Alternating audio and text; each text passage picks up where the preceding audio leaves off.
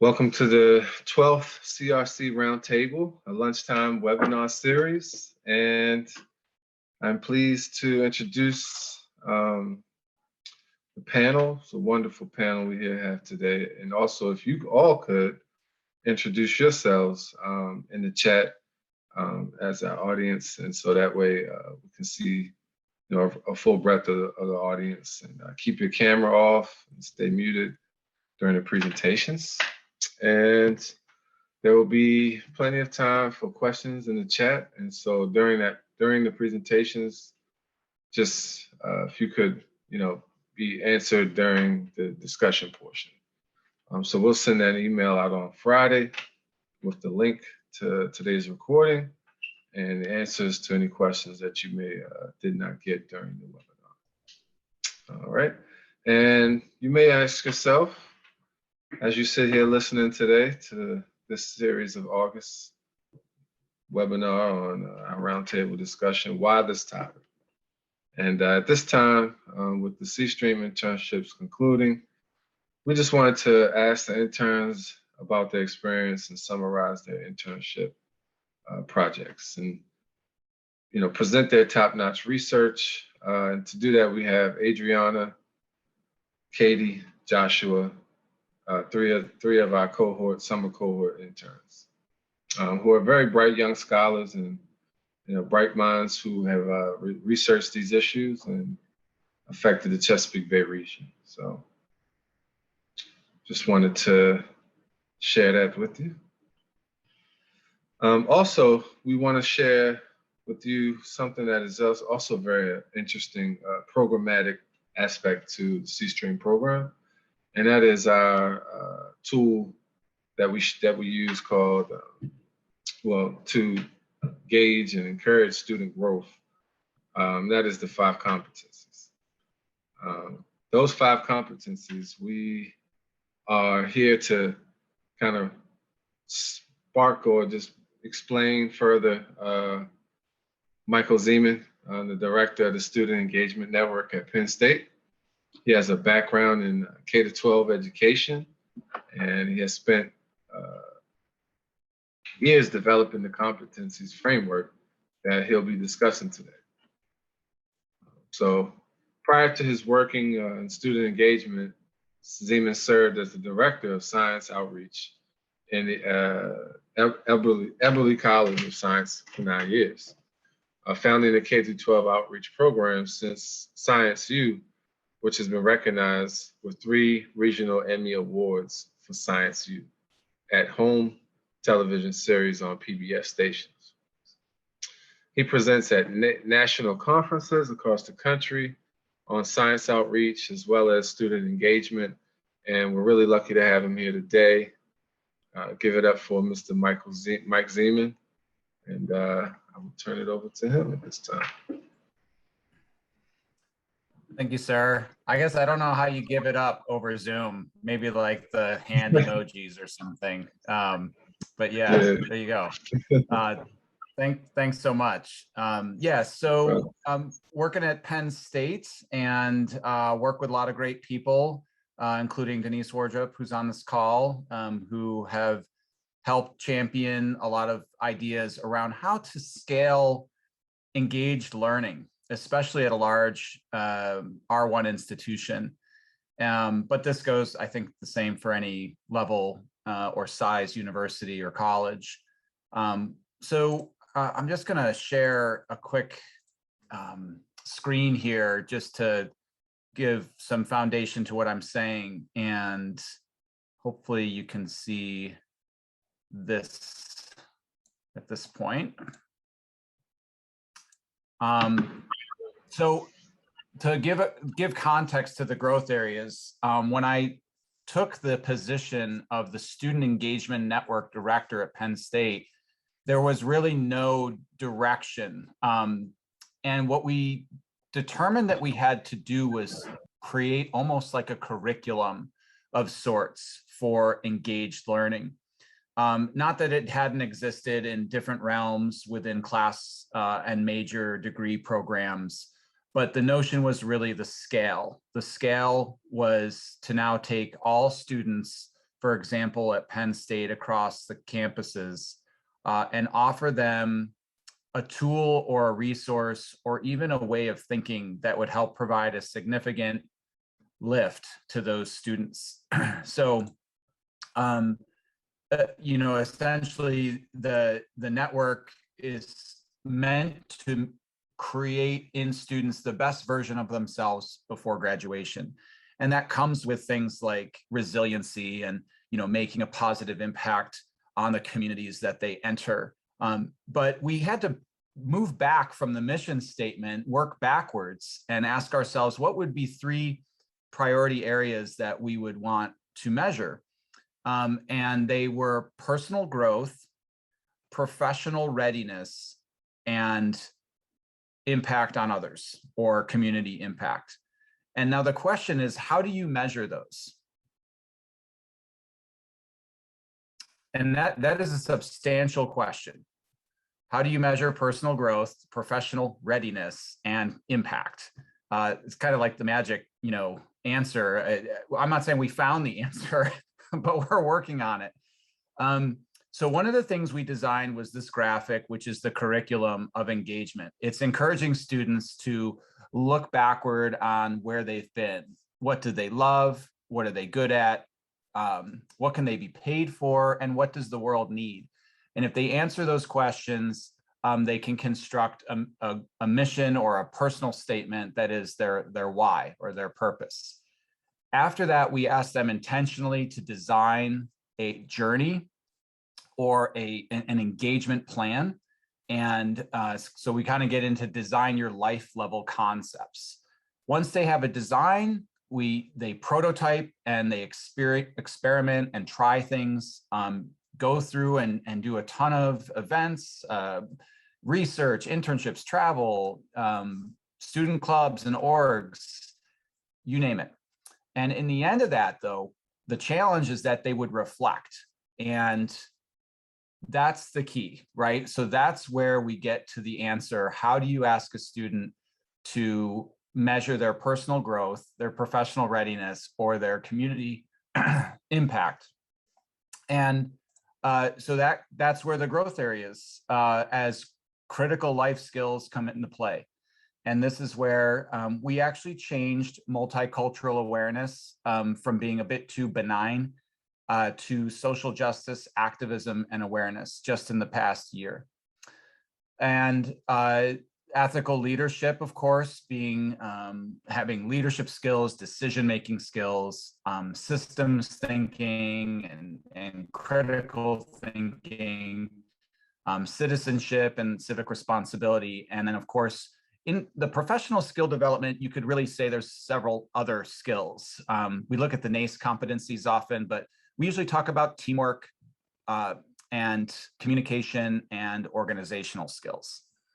And so these skills now are the thing that students reflect on during experiences.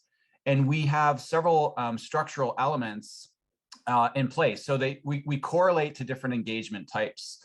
So we created buckets to organize all the different ways that students could be engaged, whether in the classroom or out of the classroom. So embedded projects, or from creative arts and performances to research to attending events, even to work-related or employment-related experiences on or off campuses.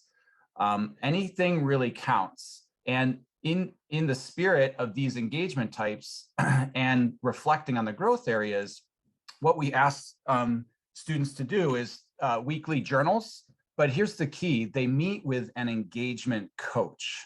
And the coach is someone who's been through a very quick training, who has a rubric against which to base or assess some evolution of thinking between pre and post experience.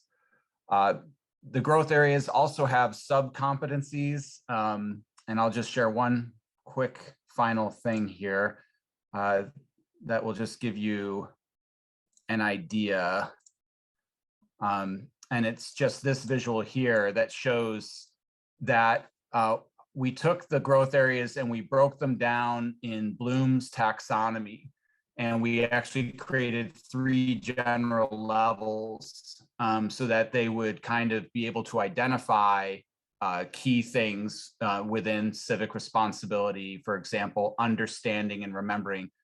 Level 2 experiences would be analyzing and applying. So if you're in an internship and they ask you to analyze some data for them and write a report on that, that's a level. And then level 3 would be, okay, analyze data, write a report, and you're going to present it and give us your suggestions on how we should change. So if you're familiar with Bloom's, then you kind of get it. And so we created sub-competencies under each of these 5 growth areas that we could break down. So that's all swirling around as we move through program elements. And Okay. I just thought I'd share that. Thank you. Yeah, thank you. Thank you. I know just, there's a lot of people who can benefit a lot from those types of modeling, especially because it's so rare that you see it kind of broken down like that. And I also see how we need to add that new addition to our model, to our scope with the social one. So we can make that minor adjustment. Thank you. And on that note, we'll move right on along to our next speaker on our agenda. And that is Adriana. Are you ready? Yes. Let me share my screen.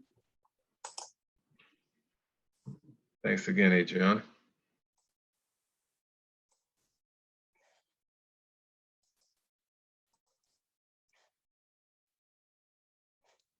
Can you see my presentation?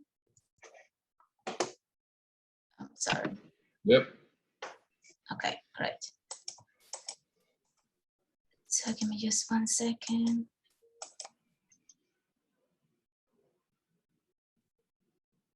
Okay.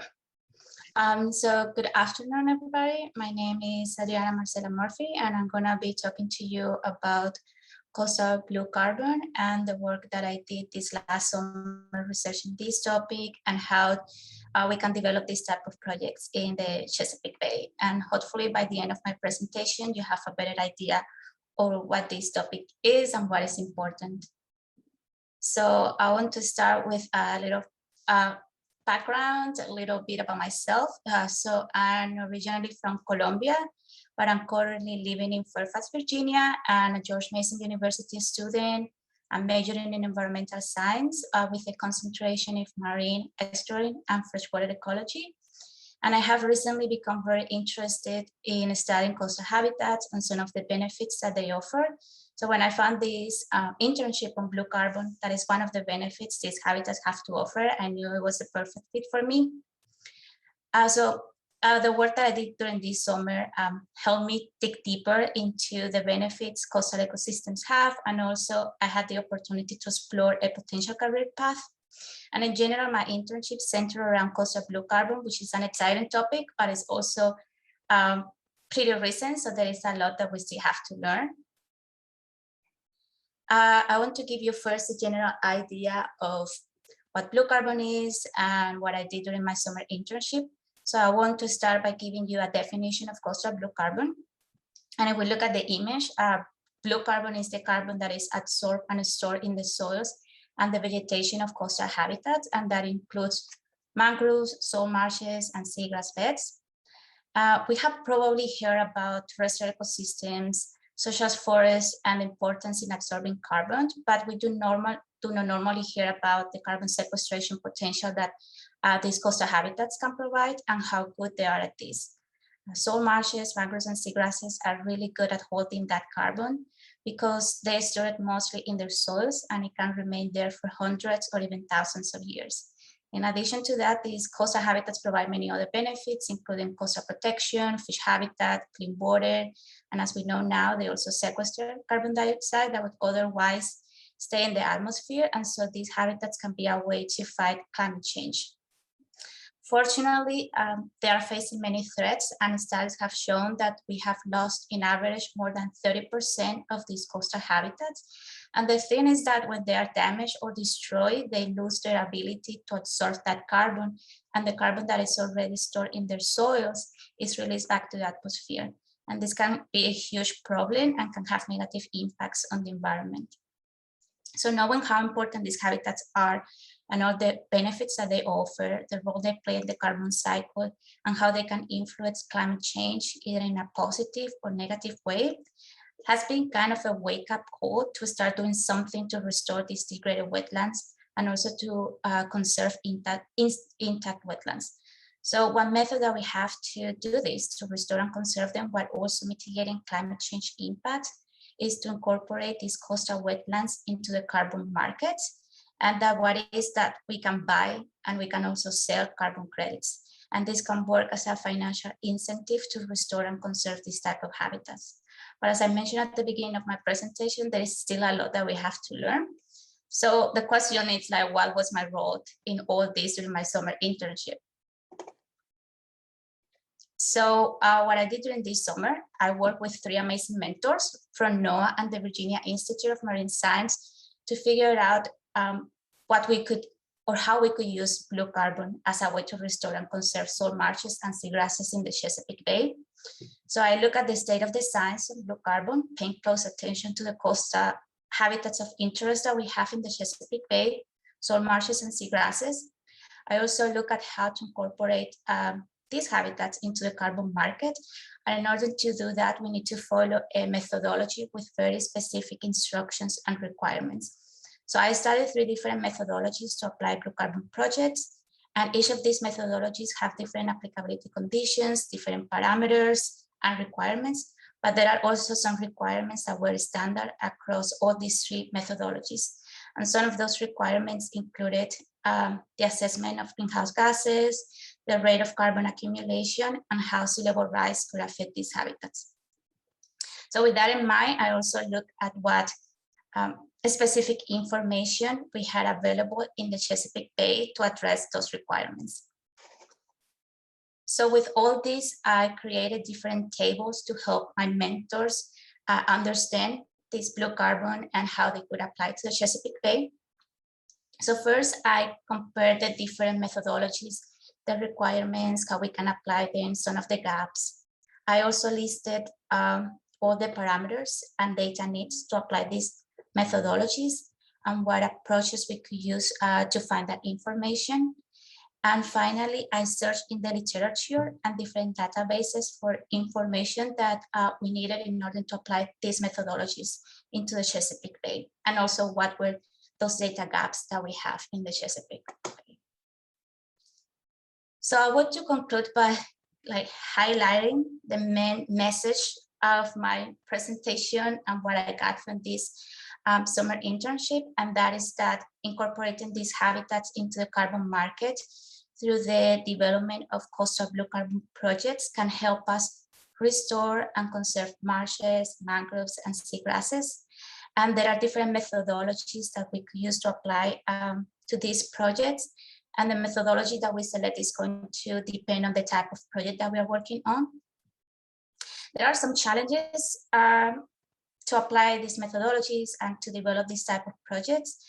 And one of those challenges is in terms of finding all the data that we need, and also to address some of the threats that these habitats face, such as sea level rise. And I also wanted to mention that, in my opinion, the next step to this work is to look into the legal requirements, especially for the states of Virginia and Maryland to work into blue carbon projects, and also to find ways to engage the local communities. I also want to thank my mentors and all the people that helped me during this internship. They were amazing and really helped me a lot to kind of navigate through all this. And thank you all for listening to my presentation today. And no, thank you, Adriana. Wow. So, I mean, your research is very cutting edge, and I really like your presentation as well. So thank you very much. Thank you. Share. All right. And next up, we have Katie. Hello, everyone. Thank you for coming today and doing our presentations. I will share my screen, get my presentation up. All right. We can just move this. Oh, there we go. Beginning. Oh, okay. So hello, everyone. My name is Katie Delph. I am a rising junior biology major at Morgan State University. And this summer, I had the wonderful opportunity being funded as a C-Stream intern, working at the MSU Pearl, which is the Patuxent Environmental Aquatic Research Laboratory, with the econ team, Senior Research Associate Caitlin Ritchie, the director, Dr. Scott Kanaki, with the econ team, on our project, which was assessing hunter opinion and economic impacts associated with sick deer hunting and management on the Eastern Shore. So in my research this summer, I included doing a little bit of background research on the sick deer. So to give everyone an idea about our project, a little bit of background on this species. They're actually native to southern Japan, so they're not native to Maryland. And as you can see in this picture to the right is from the Bowman and Kolb research paper, which is 100 years of this Japanese species on the Delmarva Peninsula. So the areas in green, you can see as of 2014, their range expansion from their introduction to the Eastern Shore in the early 1900s that has expanded vastly into primarily Dorchester County, Wacomico, Somerset counties on the Eastern Shore, where it is dominated most of the marshlands and wetlands. And as I mentioned earlier, it is a non-native species, but it is not considered to be invasive because it's not known to cause significant ecological or economic harm, as the ecosystem on the Eastern Shore isn't perfect. It is actually dominated by an invasive reed plant known as Phragmites, so that dominates most of the marshland there. And so our job for the DNR that has a growing concern for the native species competition. So this non-native deer species, its range expansion and population growth is a threat to competition with our non-native white-tailed deer species in these areas that it is found.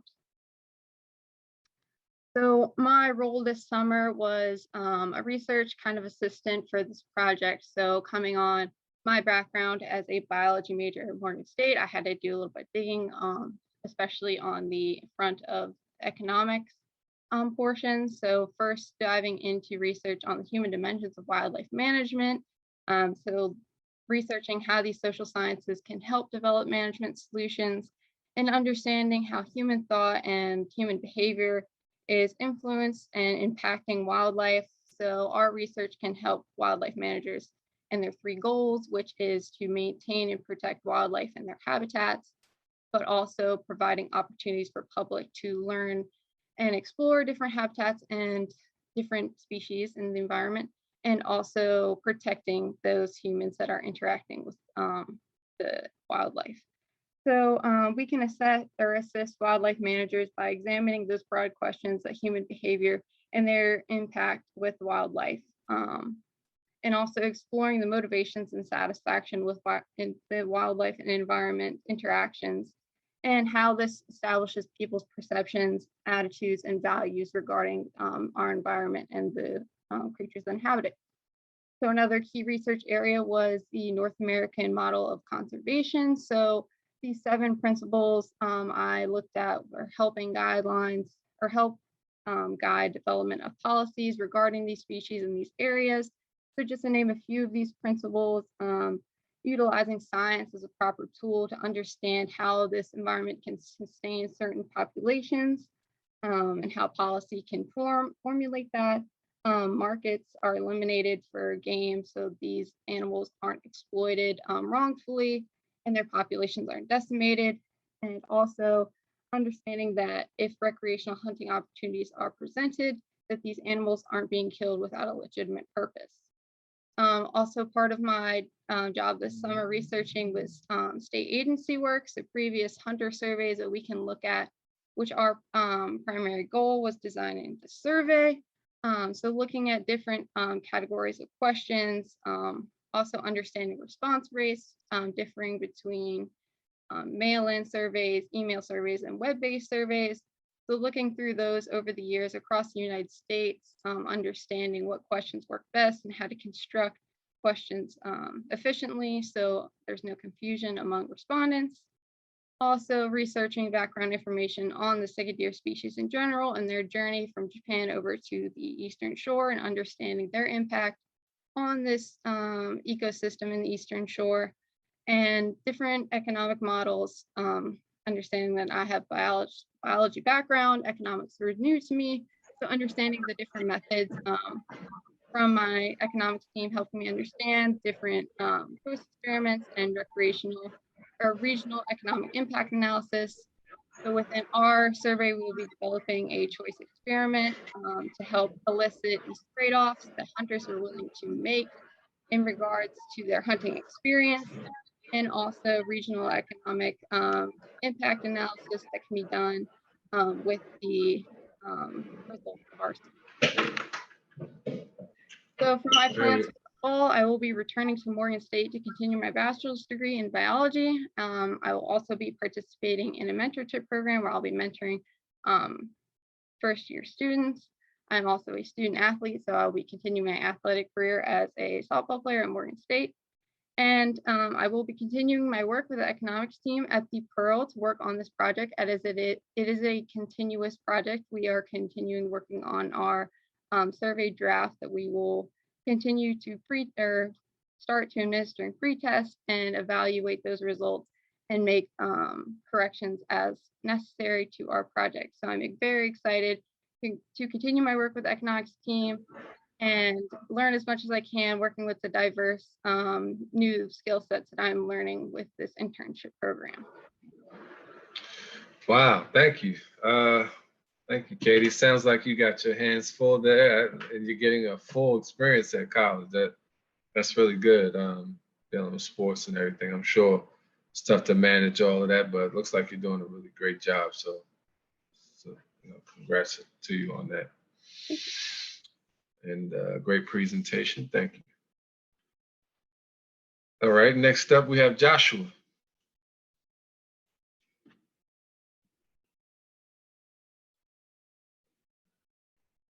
How you doing, Josh? Hey.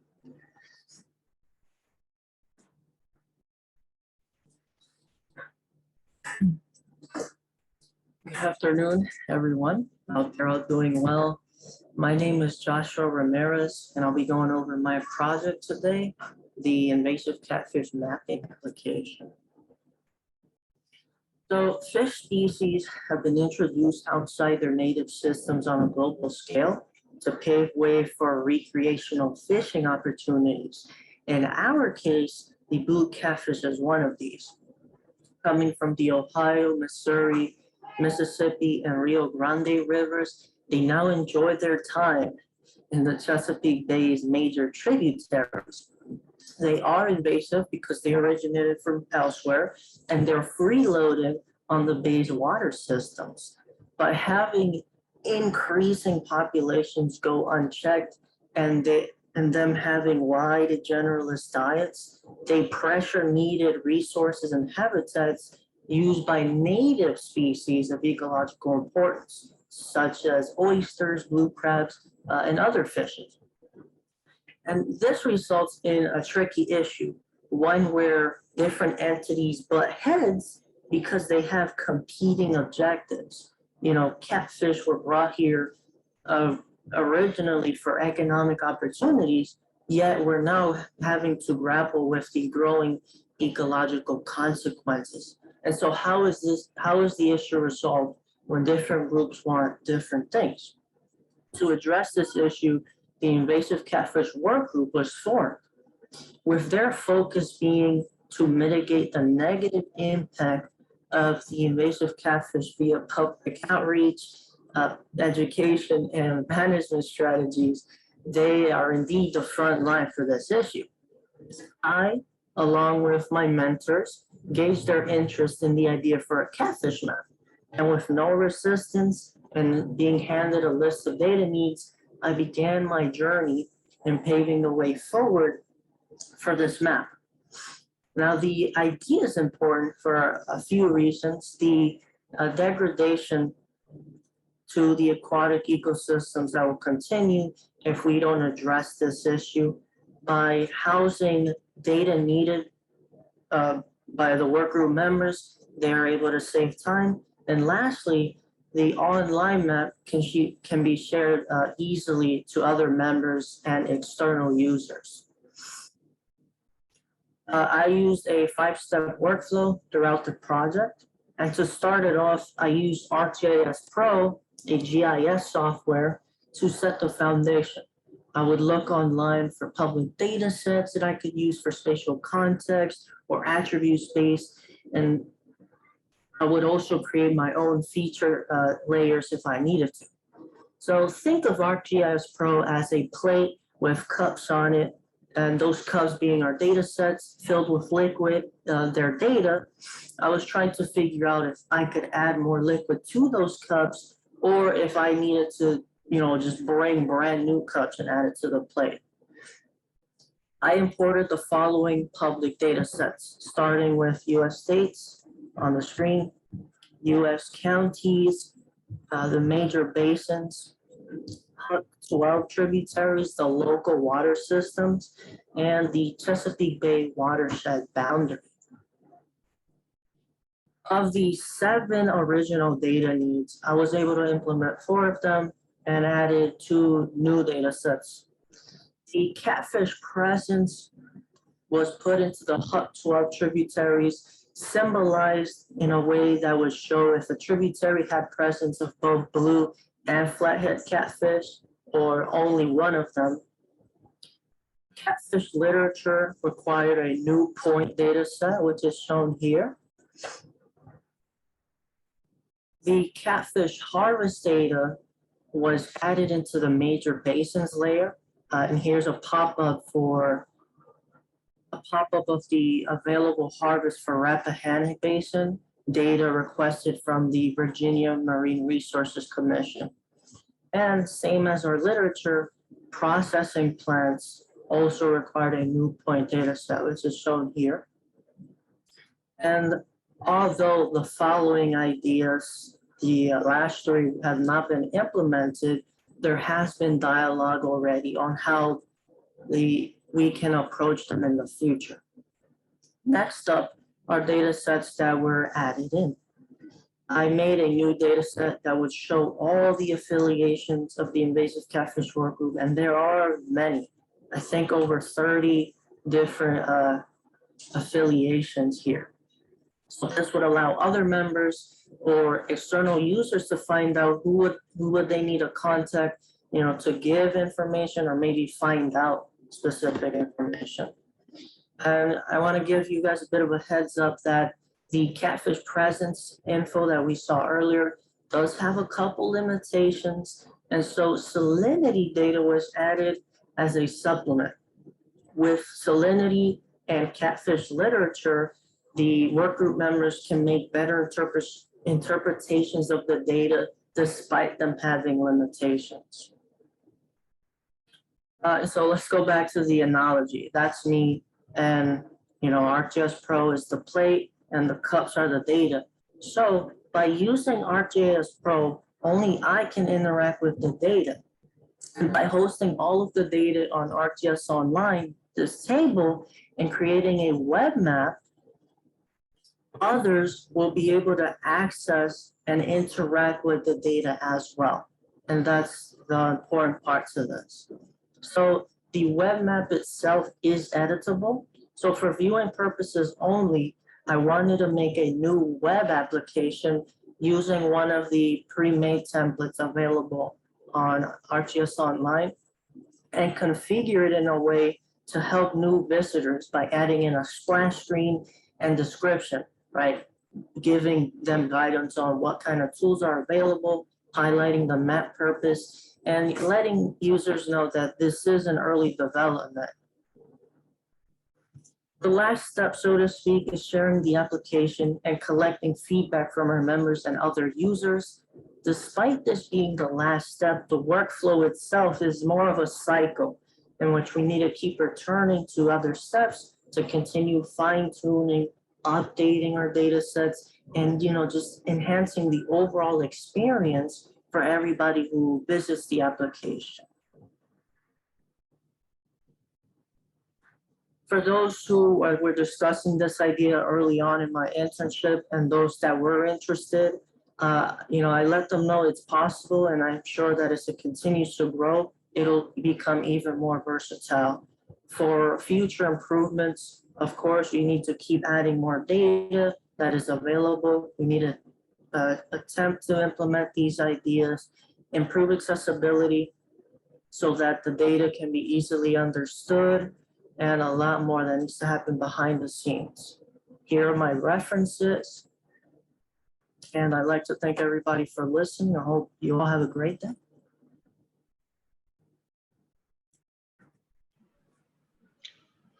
Thank you, Joshua, and really love your presentation, your creativity there, and showing some of that information. And another person who is involved with some very, very cutting edge research. So kudos to you. Great job with your presentation. So on that note, let's talk. All right. So we wanted to open it up now to the floor, and you can write your questions in the chat.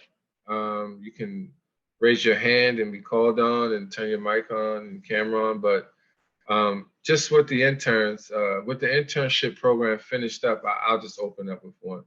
What are your plans? And some of you all touched on it on your slideshow, but maybe anything that wasn't mentioned on there, your plans for the fall semester and beyond. And anybody want to take a crack at that? Yeah, I can start. So for this fall semester, this is going to be actually my last one. So I'm planning on graduating this fall.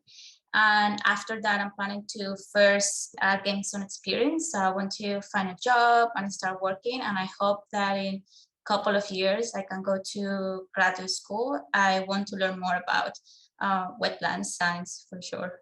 These internships kind of like inspire me to do that as I got more interested in it. Okay, thank you. And I want to shout out a few people in the room. We have Richard Allen here representing the Department of Natural Resources, Noel from Watershed Stewards Academy, and we have Kate Fritz in the building from the Alliance of the Chesapeake Bay. Welcome, and thank you for participating for this August roundtable. Just a quick question to you all. In regards to the 5 competencies, can you share how one or more of them kind of have related to the work that you did over the summer and your experience, correlation?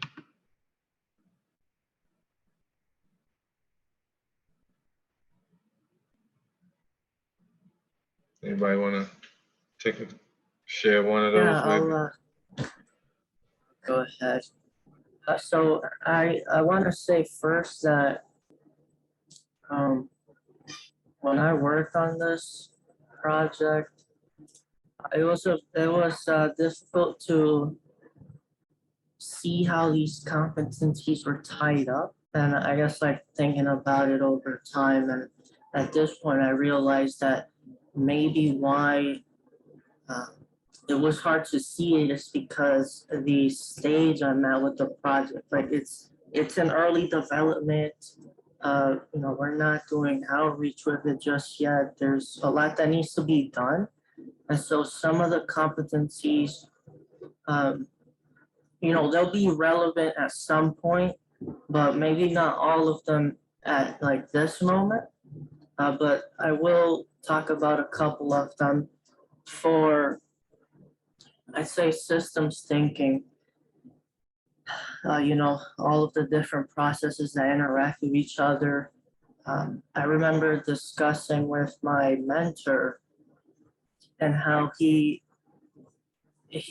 some ideas for outreach with other goal implementation teams that existed at the Bay office. And like, oh, how can this map be used, by another team, or is there a way to integrate the information? So like not just keeping it in one group, Right. but trying to reach out and find other ways to connect it, right? Because the issue with the catfish, it connects with, let's say, like the healthy watershed team, if that makes sense. Yeah. And one of the biggest challenges, honestly, with the science in this Chesapeake Bay watershed is just that thing, its ability to be accessed by several different organizations and sectors. So that is a challenge. And your work is very cutting edge because there are invasives and there are these similar experiences all over the world. This is not just unique to the Chesapeake Bay watershed, but all over the world you're seeing, especially in areas that are considered to be poverty or extreme poverty. When it comes to the waterways, people are having to, constantly feel that pressure of these invasives that come in. So especially with the markets, food markets and such. Did anyone else want to share about the competencies? Yeah, I can share a little bit about the competencies I kind of learned over the summer with this internship.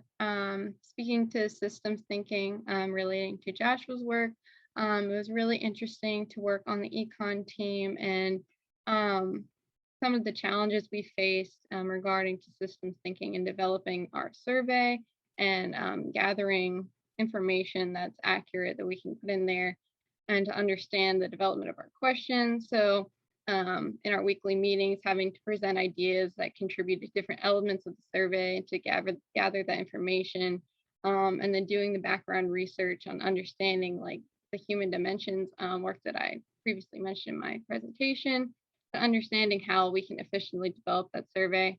Also speaking to like a civic responsibility competency. This is a public survey. We are, researching these hunters and their opinions. So this is a public issue regarding a non-native species on our territories in the Eastern Shore. So it is a public issue for a lot of people, and being able to have my prior knowledge and background in biology and contributing to the economics team was really cool to see how we can help our civic duty to develop this survey and understand the public issue, and also relating to ethical reasoning with non-native species management and understanding the perspective from different stakeholders and their perspective on what this species or how the species should be managed. It's pretty interesting, and you got it all together there. I see. That's really neat. Someone asked Katie, can you share a funny or fun memory from your internship this year in the summer, or something that happened that was really unexpected? And that's for either one of you all. Oh.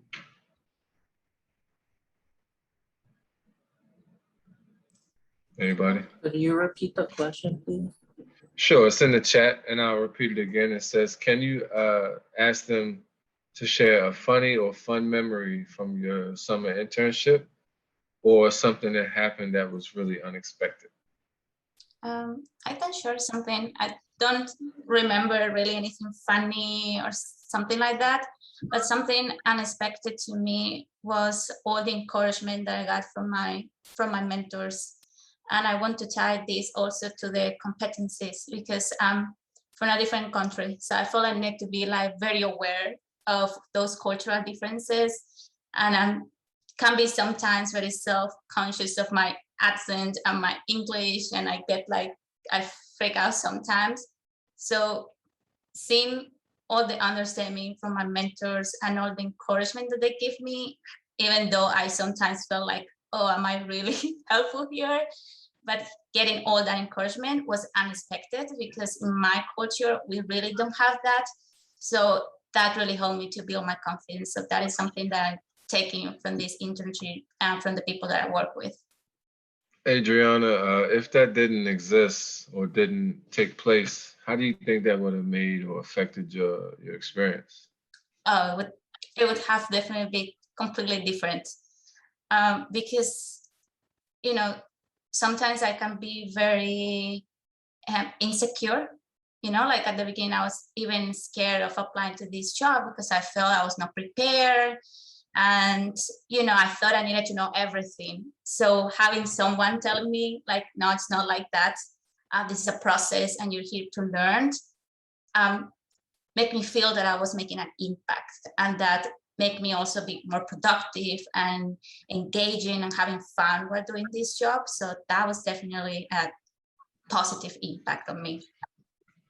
Thank you for sharing, and I appreciate your bravery and your honesty, Adriana. And that, you know, to be such a rising star, so in your young career, but to have such amount of bravery, and you know, I think it's really, really great. So thank you for sharing.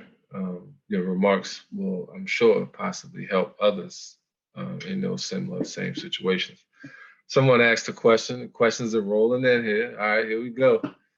Questions rolling in. Roll in these questions, man, in the chat.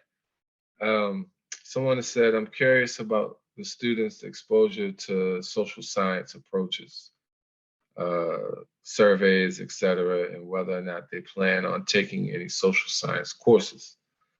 So real quick, can you all just tell us what school you're going back into in the fall? And are you taking any social science courses? And are you interested in exposure to the social science aspect of your data or environmental research?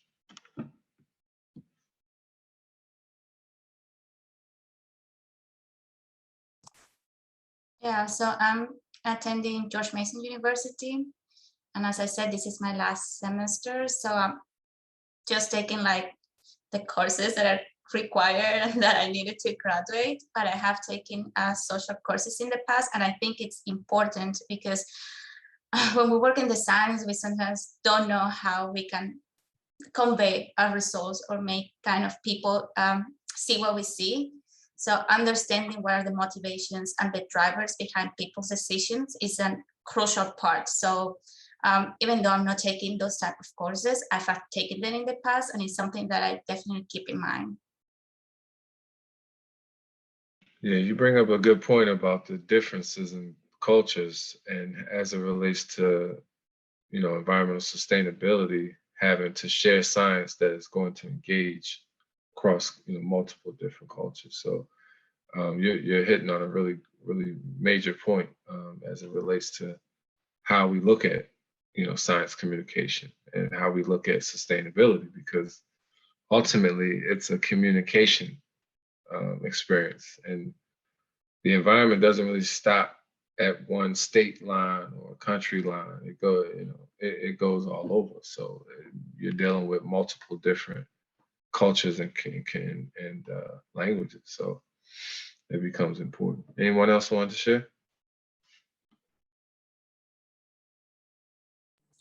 I wanted to answer the last question.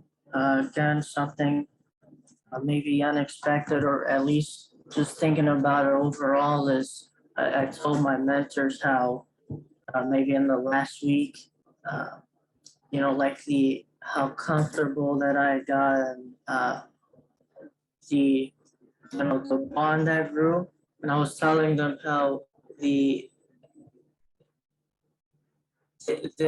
my mentor was the one that interviewed me, and you know, like those interviews, you're nervous, you're trying to gauge if it's even going well, and like by the end of the internship, it wasn't even close to that. You were really comfortable with them. You could easily start dialogue. And for the social science thing, I have one more course to finish up, and I'll be graduating from Harrisburg University. So I haven't taken any social science courses, but I do agree that being able to communicate information in a way that's engaging is important.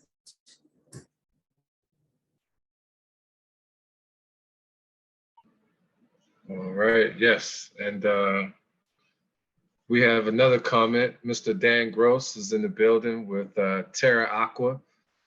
And if you don't know what Terra Aqua is, you can find that out. I'm sure he can share that info. Dan Gross said he agrees with the great graphics, and especially Adriana's too. All too many people with years of experience and advanced degrees can't do such a good job. So great job again. So Katie, he asks, what are the yellow areas on your presentation?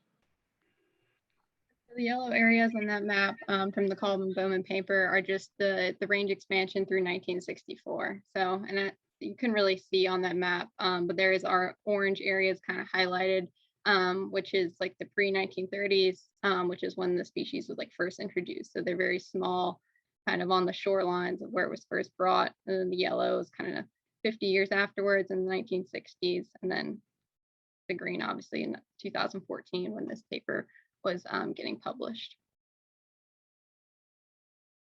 Thank you, Katie. And Joshua, someone asked,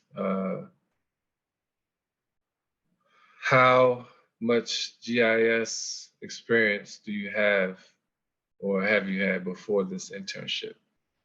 He said he was very impressed with your GIS work. Thank you. In terms of experience, I've had some GIS coursework at my university. You know, the intro, cartography, the GIS app, applied GIS, and then a spatial analysis. And in addition to that, I was fortunate enough to secure some opportunities, research projects at my university and a couple of other internships where I worked on making the foundation for a dashboard and another one for the National Park Service, maintaining shorebird data and making a map deliverable in the end that would highlight some like spatial statistics that were parallel to how they measure like fledge rates and so. Okay. Even though this was an exploratory project, I had some foundation to use in this project. And we have one last question. This question is addressed to each of you. It says, what is the next competency that you will target for growth? You can have a second to think about that. And we have Liz Feinberg in the building as well. Shout out to Liz. She shared a conference coming up that you may want to check out. 2021, I think it's virtual, Watershed Forum.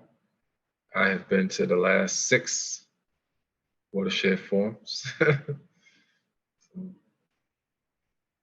But yeah. What do you plan to target next in regards to one of those competencies as it relates to your career or your personal journey? It's a tough question, yeah. I have some thoughts here. I'm not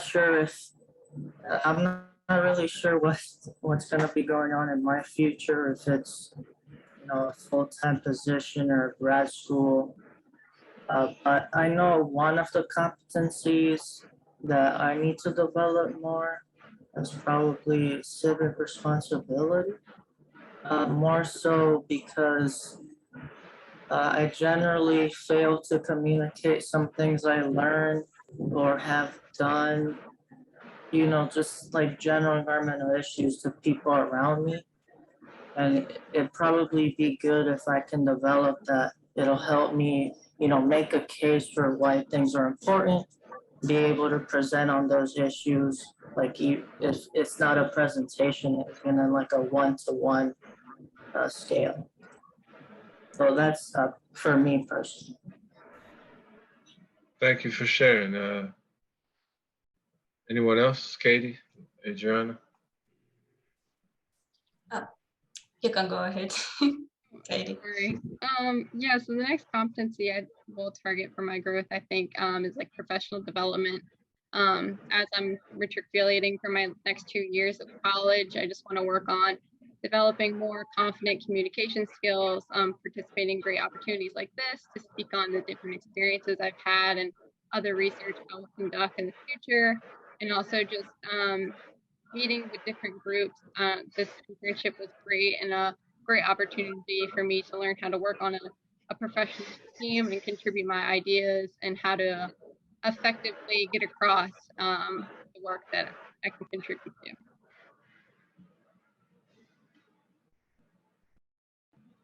Thank you, Katie. And you're spot on with the, communications and science. And that's what the biggest, one of the biggest challenges in this industry is if we're not able to communicate the science, what's the point? What's the point in it? So it's a really key part. So keep, you're doing a great job at that. Adriana, did you have something? Oh yeah, I agree with both Katie and Joshua, and I feel that I was able to identify like all those 5 competencies through my internship, but just like Joshua, I feel like working more in that civic responsibility, and just because I feel that I feel that I have the responsibility to help like people and many communities that live near the coast and that are affected by sea level rise and many other things, and those communities are usually the most vulnerable ones. So I feel that I want to find ways that I can help them, and right now still working on a blue carbon blog that hopefully get posted in the Chesapeake Bay program website in I'm not sure when, but I hope that that way I can, communicate to people and the general public and understand more about this topic and why wetlands are important and many other benefits that they can get. Sometimes I wish that they just see that they are important just because we need to protect them for any other reason, but you sometimes have to communicate in people's language. So I hope that I'm able to convey, all that. Yes, I like to see where where life has leads you in a few years. I look forward to seeing how that goes. Katie, did you have anything? Are you good? I think I'm good. I think I covered it. Okay. So, give yourselves a little clap there. Okay. We did it, and look at the time. We have about 2 minutes left, so that's pretty decent. Great job, everybody. Thank you for your work and participating in this panel and your work over the summer. Lastly, we have a comment from Richard Allen, who is the Director of Fair Practices at Department of Natural Resources. He said he doesn't have a question, but he wants to encourage you, all panelists and participants in today's session, to continue to seek out new resources and job career growth in the natural resources, environmental sciences professionals, and keep motivated and seek mentors. So great job. Yep. So thank you all. Great job, everyone. Thank you for all that participated. And does anyone have any last words or anything? Thank you guys for listening, and thanks for coming on here, ask us questions and learn more about what's going on. Yes, sir. All